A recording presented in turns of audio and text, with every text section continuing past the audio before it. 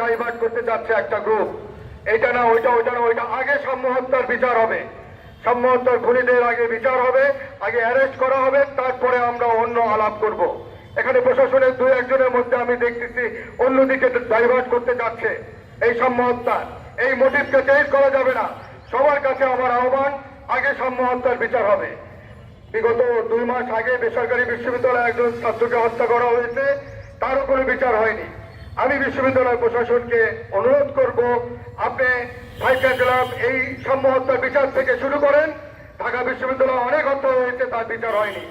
আপনি এর একটা প্রেসিডেন্ট শুরু করে দিয়ে যান যে আমরা প্রকৃত হত্যাকারীকে ধরে আমরা বিচারের আওতায় নিয়ে আসব।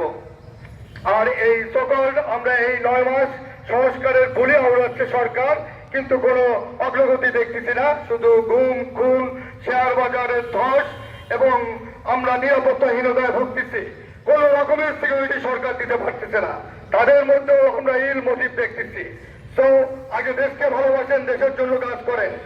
কেউ কোনোদিন ইল মোটিভ নিয়ে এই কোন সরকার টিকতে পারে নাই, আপনারাও পারবেন না। দেশের জন্য আসেন, দেশের জন্য কাজ করেন, আমরা সবাই আপনার পাশে থাকবো।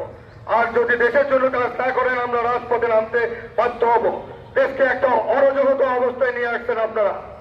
সাম্যকে অত্যন্ত টার্গেটেড কিলিং করা হয়েছে, এই কারণে সাম্যর ফিউমারাল আর্টারিতে আঘাত করা হয়েছে। এই ফিউমারাল আর্টারিকে আমরা সাধারণ লোকরা কখনো আঘাত করতে পারবো না। একটা মাত্র আর্টারি, যে মেইন আর্টারি থেকে রক্ত বের হয়েও মারা গেছে। এই ফিউমারাল আর্টারিতে অত্যন্ত প্রফেশনাল কিলার দিয়ে টার্গেট করে ওকে কিল করা হয়েছে। তো হত্যাকারীদের বিচার করতে হবে, ফাইট করতে হবে। আজকে শুনেছি বিশ্ববিদ্যালয়ের প্রশাসন স্বরাষ্ট্র মন্ত্রণালয়ে যাবে, 3টার সময় ওনাদের একটা মিটিং আছে। আপনি ভাইস চ্যান্সেলর হিসাবে আপনার সন্তান সবাই আপনি সরকারকে আলটিমেটাম দিয়ে আসবেন যে আমার সন্তানের হত্যার বিচার আমি চাই। আপনি সেভাবে সরকারের পক্ষে স্ট্যান্ড নেন। আমরা সবাই সরকারের বিরুদ্ধে আমরা যে বলবো যে 48 ঘন্টার মধ্যে সাম্য হত্যার যারা প্রকৃত হত্যাকারী তাদেরকে অ্যারেস্ট করতে হবে, বিচারের আওতায় আনতে হবে। আমি আর বক্তব্য বাড়াবো না। সবাইকে ধন্যবাদ ইলেকট্রনিক অ্যান্ড প্রিন্ট মিডিয়া কষ্ট করে আসার জন্য। আর আমার কলিগদের, সম্মানিত কলিগদের ধন্যবাদ। সবাইকে ধন্যবাদ জানিয়ে আমি আমার বক্তব্য শেষ করছি। খোদা হাফেজ।